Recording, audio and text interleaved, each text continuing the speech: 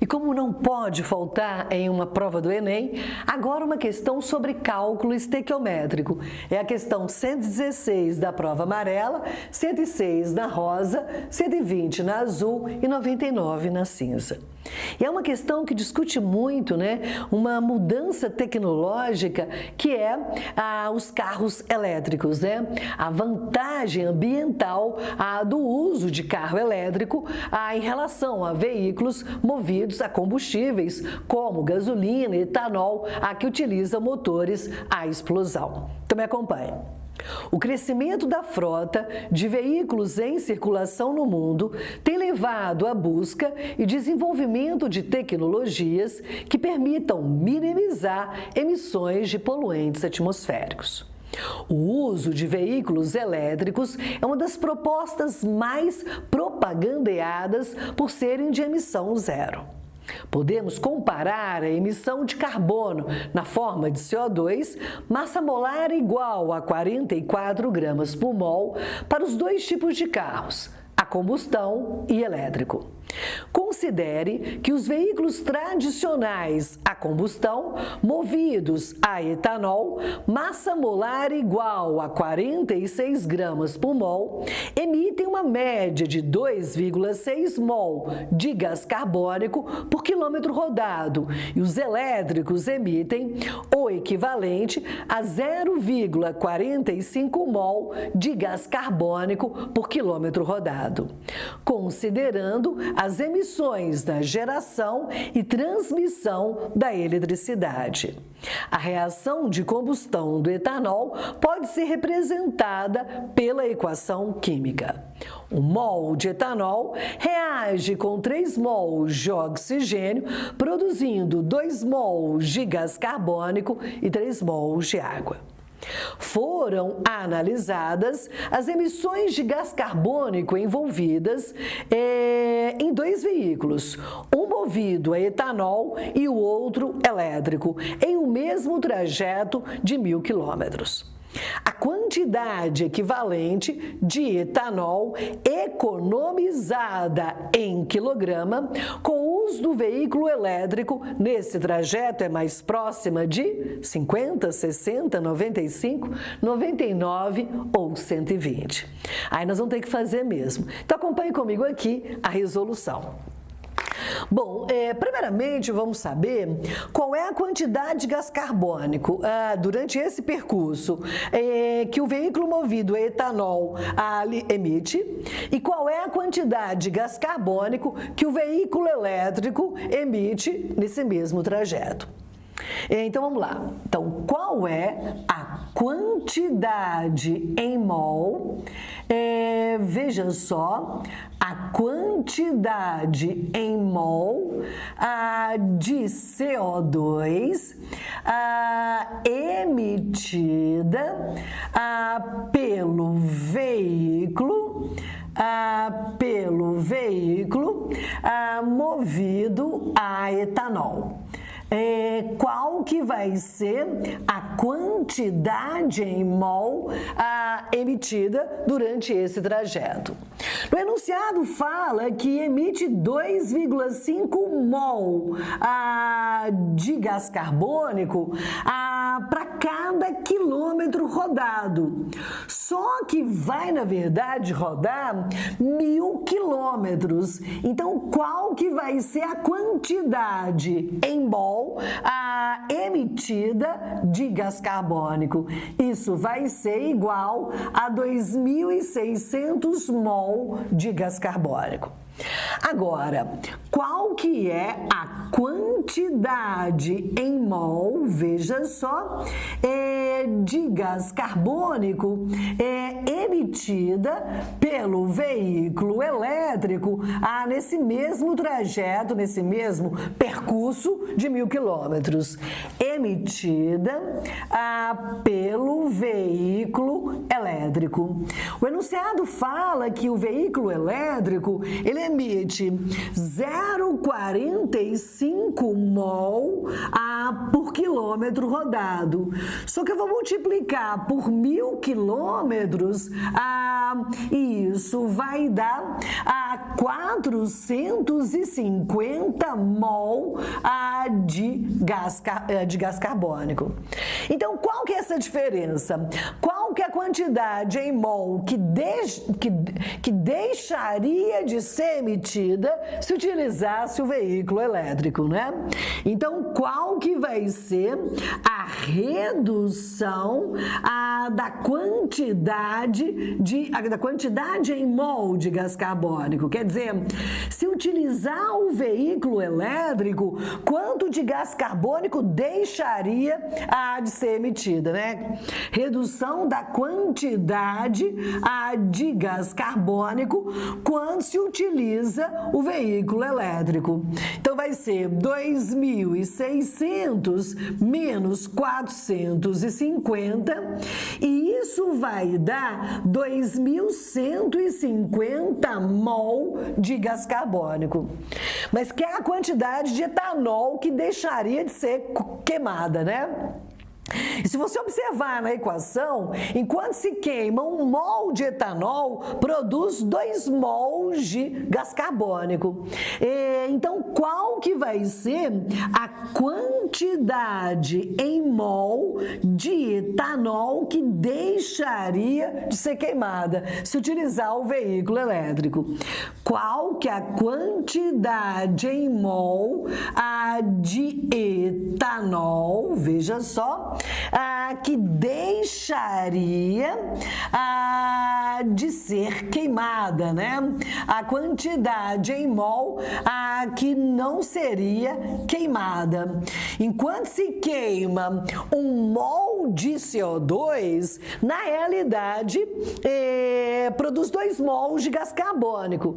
Então, a quantidade de etanol que deixaria de ser queimada é a metade da quantidade em mol de CO2 que vai ser produzida. Enquanto se queima 1 mol de etanol, se produzem 2 mols de gás carbônico. Então, vai ser a metade. Isso vai dar 1.075 mol de gás carbônico de etanol deixaria de ser queimada.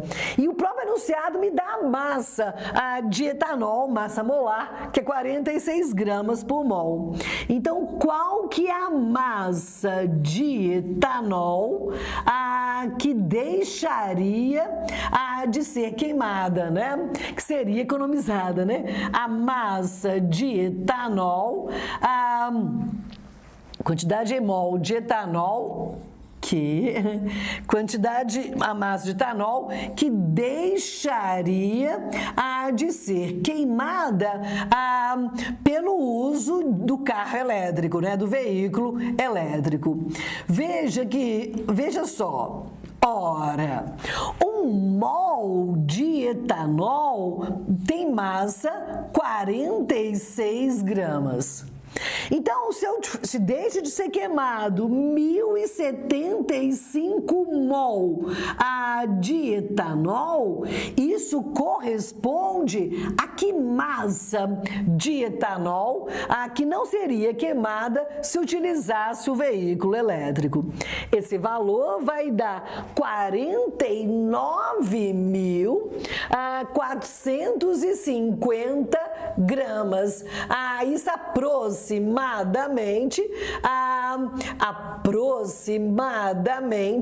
isso vai dar 50 quilos de etanol, que deixaria a massa de etanol que deixaria de ser queimada quando na realidade se utiliza o carro elétrico. Agora, gente, mais uma questão sobre separação de misturas, um conteúdo forte para o Enem. É a questão 119 da prova amarela, 113 da prova rosa, 123 da prova azul e 102 da prova cinza. Acompanhe. Em seu laboratório, um técnico em química foi incumbido de tratar um resíduo, evitando seu descarte direto no meio ambiente. Ao encontrar o frasco, observou a seguinte informação: resíduo, mistura de acetato de etila e água. Considere os dados do acetato de etila. Baixa solubilidade em água. Massa específica, 0,9 gramas por centímetro cúbico. Então, é menos denso que a água. Temperatura de fusão, menos 83 graus Celsius. Então, nas condições ambiente, é líquido. Pressão de vapor maior que a água. A fim de tratar o resíduo, recuperando o acetato de etila, o técnico deve... Letra A. Evaporar o acetato de etila sem alterar o conteúdo de água. Letra B. Filtrar a mistura utilizando um funil comum e um papel de filtro. Letra C. Realizar uma destilação simples para separar a água do acetato de etila. Letra D. Proceder a uma centrifugação da mistura para remover o acetato de etila. E letra E, decantar a mistura, separando os dois componentes em um funil adequado. Veja que ele fala que o acetato de etila, a solubilidade em água é baixa. Então, significa que uma mistura de acetato de etila e água, ela é uma mistura heterogênea, do tipo líquido-líquido, com líquidos imiscíveis. Então, a letra A não seria adequado evaporar o acetato de etila, porque o comando diz, a fim de tratar o resíduo, grife, recuperando o acetato de etila, o técnico deve. Então, não pode ser letra A, porque se evaporar, você vai lançar o acetato de etila para a atmosfera e não será recuperado. Na letra B, fala para filtrar a mistura com funil comum. A filtração é um método de separação de misturas heterogêneas, mas que tem sólido e líquido. E aí a nossa mistura, de acetato de etila e água, ela tem dois líquidos imiscíveis. É uma mistura heterogênea, mas que não pode ser filtrada. Na letra C, realizar uma destilação simples. A destilação é um método de separação de misturas homogêneas e a nossa mistura, acetato de etila e água, é heterogênea. Na letra D, proceder a uma centrifugação para remover o acetato de etila. A centrifugação é uma decantação acelerada, mas ela é mais utilizada quando se tem misturas heterogêneas do tipo sólido-líquido. Então, nós devemos mesmo, a resposta correta é a letra E, devemos decantar a mistura, separando os dois componentes em um funil adequado. Então, me acompanha aqui. Isso aqui é um desenho um pouco feio do chamado funil. Você pode chamar de funil de decantação. Funil de decantação. Também pode chamar de funil de separação ou um nome mais antigo, que é funil de bromo ou funil de bromo. Isso é o aparelho que se utiliza para fazer decantação de misturas heterogêneas do tipo líquido-líquido, formado por líquidos imiscíveis. Então, eu vou ter o quê? Eu vou colocar a mistura, aqui tem uma abertura, eu tiro a tampinha, coloco a mistura, e eu vou ter, veja só, água separada, eu vou ter água, que é o líquido mais denso, e a parte de cima eu vou ter acetato de etila. Então, aqui eu tenho acetato de etila. O acetato de etila é um éster.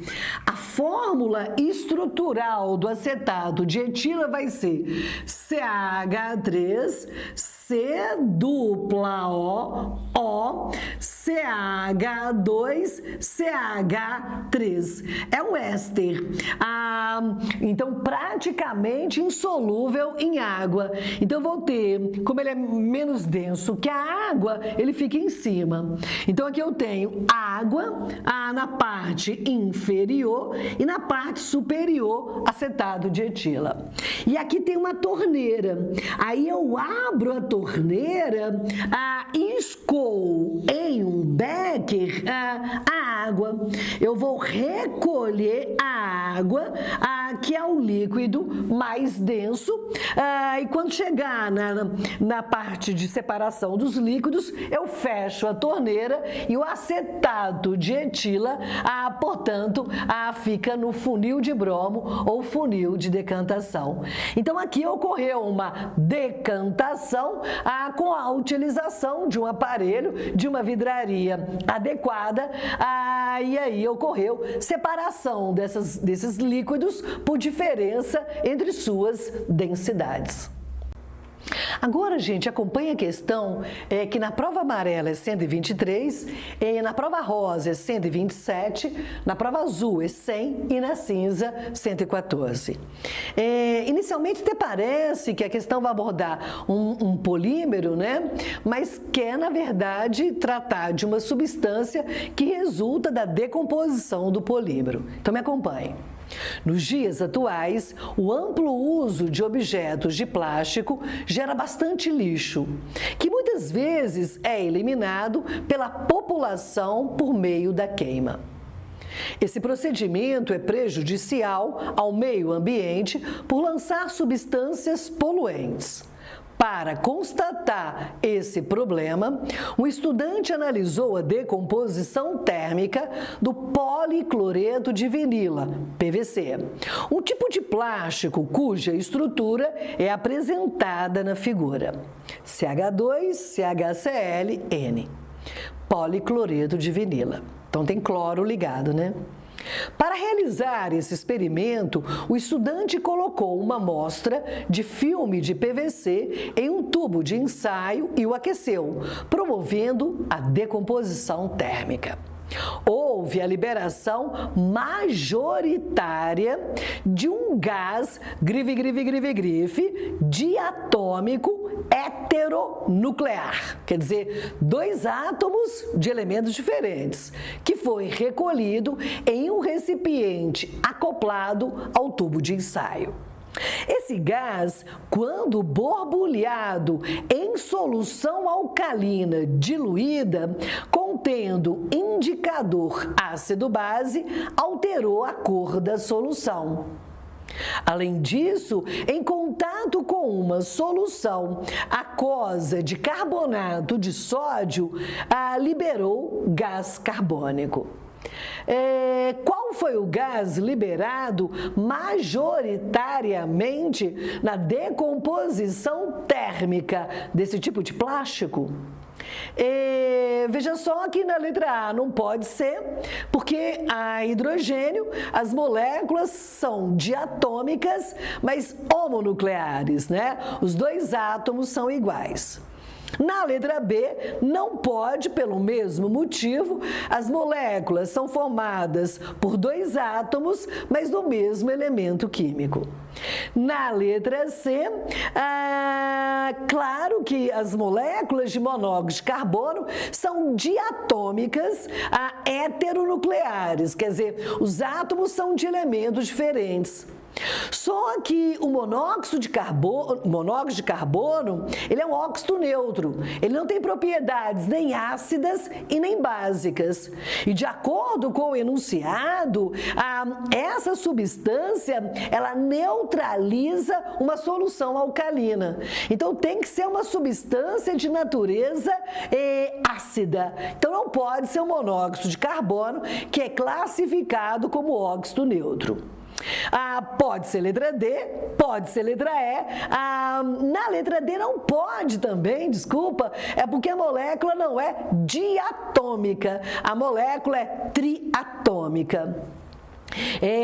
Então é a letra E. A molécula é diatômica, heteronuclear, quer dizer, 2 átomos de elementos diferentes. O cloreto de hidrogênio, quando dissolvido em água, forma ácido clorídrico e, por isso, pode neutralizar uma solução alcalina. Por exemplo, você tem uma solução alcalina que, na presença de fenolftaleína, ela é rosa. Se eu borbulhar o gás HCl, o HCl vai consumir a base e aí o indicador, a solução vai passar de rosa para incolor. E ainda diz que reage com uma solução de carbonato de sódio, produzindo gás carbônico. Então, vou sair da questão, vai ser realmente letra E. Eu quero te mostrar aqui só a equação do ácido clorídrico com carbonato de sódio. Porque, primeiramente, vai sair na forma de gás. E esse gás vai ser borbulhado em água, produzindo ácido clorídrico. E o ácido clorídrico reage com carbonato de sódio, veja só, e vai produzir o quê? Esta reação é uma reação de um sal com ácido. Então, dissociando, eu vou ter 2Na+, e aqui é CO3, 2-. E aqui H+ e Cl-. É uma reação de dupla troca e não é de oxirredução. Pega o cátion sódio com o ânion cloreto, produz cloreto de sódio. E ainda junta o H+ com o carbonato e produz ácido carbônico. Só que o ácido carbônico é termodinamicamente instável, acaba decompondo em água e gás carbônico. Então, nesse caso, veja só, balanceando, aqui eu tenho 2 e aqui eu também vou colocar 2. 1 mol de carbonato de sódio reage com 2 mols de ácido clorídrico, produzindo 2 mols de cloreto de sódio, mais 1 mol de água, mais 1 mol de gás carbônico, confirmando que a resposta correta é letra E. A substância formada realmente é o HCl.